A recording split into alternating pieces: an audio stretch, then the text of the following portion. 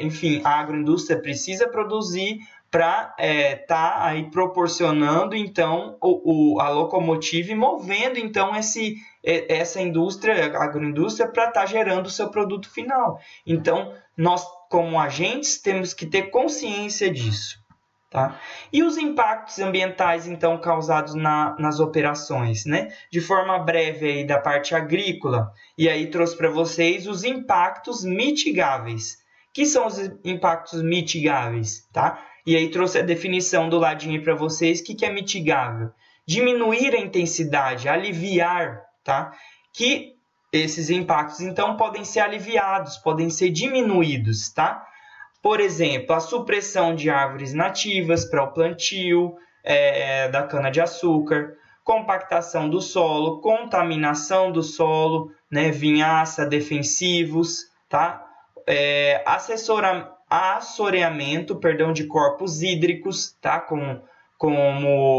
Enfim, esse solo que vai aí sendo então levado aí com as chuvas, né, com as erosões, que são impactos aí que podem ser gerados pela, digamos assim, pela má gestão de uma parte agrícola, né, isso também pode ser mitigável, tá? A emissão de CO2, né, e queimadas, ou seja, as queimadas também são grande preocupação das agroindústrias, né? A gente tem aí direto, volta e meia, a gente vê outdoors, panfletagem, para o quê? Para conscientizar a própria população, né, que é potencial causadora, então, desse início de um incêndio, por exemplo, num canavial, e levando isso para as áreas de APP, né, as áreas que envolvem aí a preservação, então, das APPs, aí, como eu coloquei, IRLs, né, APPs que são as áreas aí que circundam, então, os rios, né, e as áreas de reserva legal, né, que são também protegidas, e a regularidade, então, ambiental das propriedades são movidas por meio disso, né, e o monitoramento ambiental, que é o que a gente vai trazer para vocês aí na próxima aula, né, sobre como minimizar, como fazer isso, né, como mitigar, como diminuir, então. O rastreamento e a correta disposição dos resíduos, tá? Que podem ser resíduos perigosos, embalagens de defensivos, big bags, que são os bags de adubo, por exemplo. Tudo isso está sendo levado para a parte agrícola como um resíduo e ele tem que ser descartado da forma correta, tá? Isso não pode ficar lá, porque são potenciais geradores de impactos ambientais e não é isso que a gente quer. Então, pode ser mitigável, pode ser diminuído, tá? E os impactos causados na indústria, né? Aí nós temos que podem ser também mitigáveis, tá? A emissões atmosféricas, né, de gases do efeito estufa, tão falados, né, na mídia, né, por nós todos. Já temos conhecimento um pouco, né, de tanto se falar sobre isso, né, dos gases que podem, então, afetar, os gases do efeito estufa, né, e geração de efluentes líquidos, tá, que eles hoje podem ser direcionados como a vinhaça, né, que vamos dizer assim, é um problema, é um resíduo problema, mas ele foi aperfeiçoado através de estudo, da pesquisa, que ele tem ele é um condicionante de adubo, ele pode ser um adubo, né? E ele é utilizado assim pelas indústrias. Então, em vez dele ter um tratamento para ser descartado e ser um problema, já que é um grande potencial gerador desse resíduo vinhaça, né, é a agroindústria canavieira, né, da cana-de-açúcar. Então, isso tem sido direcionado para o adubo, né, a adubação. Então, tem as áreas, né, no entorno ali da usina, elas são irrigadas com a vinhaça e tem um grande potencial ali para as plantas de crescimento, né? E isso tem sido, então, utilizado para mitigar esse resíduo. Água residuária, água de lavagem, né, efluente de banheiro, tá? A gente vai ver aí na sequência que vocês lá também, né, na agroindústria, né, como futuros colaboradores ou colaboradores, já têm o conhecimento de que vocês também produzem algum tipo de resíduo, né? utilizam banheiro, almoçam lá, então tem a cozinha, tem resíduos da cozinha, né? Então tudo isso também tem que ser pensado, também tem que ser direcionado para condições que possam ser minimizados, tá? Para aumentar então a qualidade de vocês lá no meio e também para precaução da usina com relação a produzir com qualidade, né? E a geração, então, de resíduos através disso. Aí uma foto para vocês, enfim, dessa emissão desse vapor lá das caldeiras, né? A gente vê que isso tem uma preocupação, existe telas, existe um controle disso, né? Não é que está emitindo ali diretamente, mas a gente sabe que isso tem um limite para estar emitindo, né? Tudo isso tem um pensamento. As lagoas lá, né, de vinhaça, enfim, que tem que ficar condicionadas para ser então distribuídos, né? Aqui nos resíduos dos equipamentos, né, que são aí destinados a serem trocados, né, a manutenção, então serem distribuídos nas cores de forma correta, né, os óleos, né, dos tratores também, que são muito utilizados, as mangueiras de alta pressão, que às vezes rompe, né, isso tem que tomar um grande cuidado, porque pode ser um grande contaminador do solo, mas ele pode ser evitado, né, através desse pensamento, dessa educação.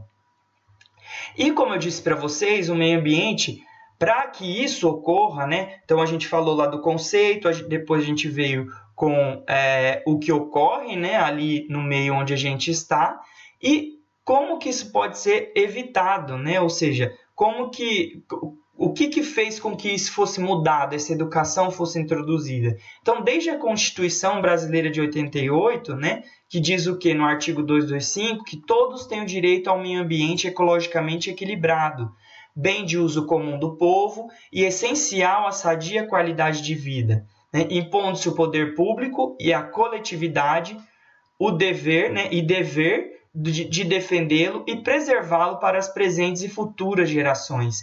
Então, nós, né, como agentes aí inseridos dentro do meio ambiente, a gente tem esse dever, né, de preservar. E as leis, né, que estão aí sempre em movimento, né, sempre sendo renovadas, sendo, né, apertado o cinto um pouco, né? Então tem algumas dessas leis federais aí, a 6.938, que fala da Política Nacional do Meio Ambiente, a 9.605, né, que fala de sanções penais para quem comete esse tipo de crime ambiental, né? E aí a gente é colocado como isso mesmo, tá? E a Lei 12.651, eu trouxe algumas aí para vocês, mas existem várias, né? Que garante, então, a vegetação, a APP e a reserva legal, né? Mais voltada para essas áreas de preservação permanente e reserva legal. E, como eu disse, existem várias leis, e as estaduais e municipais. Então, se legislou com a Constituição, aí mais abaixo veio a legislação federal, legislação estadual e a municipal, que também pode ser aplicada aí pelos municípios como uma forma de regulamentar, então, digamos assim, e de complementar a lei federal, tá joia? Algumas fotos para vocês, por exemplo, dos incêndios, como eu disse, né, que a gente está aí inserido nesse meio, né, ou seja, passando aí na rodovia uma bituquinha de cigarro que joga, né, ou qualquer uma fagulhazinha que põe no quintal de casa, né, põe fogo, acaba voando ali para perto, alguma fagulhazinha e acaba colocando fogo lá na onde não se deve, né? Então, isso acaba gerando, né, um grande impacto ao meio ambiente, né, aos animais, às plantas, e causando um perigo ao próprio seres humanos, né, que está aí tentando conter esse fogo, certo? Então, os impactos ambientais. Desmatamento está aí relacionado com isso também, né? Ou seja, os cortes de árvores, e tá aí, vamos dizer assim, suprimindo árvores indevidamente, tá? Que a gente sabe que existe também uma norma, um regulamento para que essas árvores elas sejam retiradas, uma vez que a produção precisa, né? A parte, por exemplo, da cana, né? Ela precisa dessas áreas, ela precisa de áreas áreas novas, né, arrendadas, ela precisa preparar áreas. Então, existem normas e regulamentos para que isso ocorra. O que eu mostro para vocês são os impactos causados pelo uso desenfreado disso, né, fora da lei, fora da legislação. E a degradação que acaba ocorrendo com o mau manejo, né, das culturas, né, causando aí um impacto final que é a erosão, né, depois de, vamos dizer assim, de muito se degradar, né, como a gente falou lá no início, o conceito de degradação, e aí remetendo ao solo, a parte agrícola, né, acaba gerando um impacto de, digamos assim, de anos, que é difícil de ser mitigado. É possível, mas é difícil. Então, isso é gerado também para nós, vamos dizer assim, nós como agente. E aí que também gerado por nós dentro de casa, né, pelas nossas cidades, nossos municípios, né, que são os resíduos que antigamente, como eu disse para vocês, eram colocados nos lixões a céu aberto. A gente hoje tem as deposições corretamente, ainda está longe de ser descartado um problema, tá?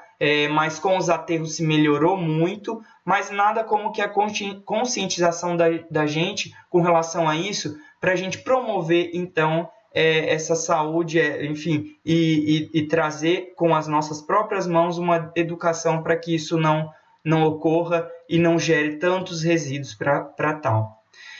Como eu disse para vocês, essa ação de nós, né, seres, pessoas dentro desse meio ambiente, vai estar proporcionando isso, né, proporcionando esse impacto e proporcionando a mitigação dele. Então, e isso gera, então, qualidade de vida, né? Então, a nossa saúde, que é o mais importante que a gente está comentando aqui com vocês.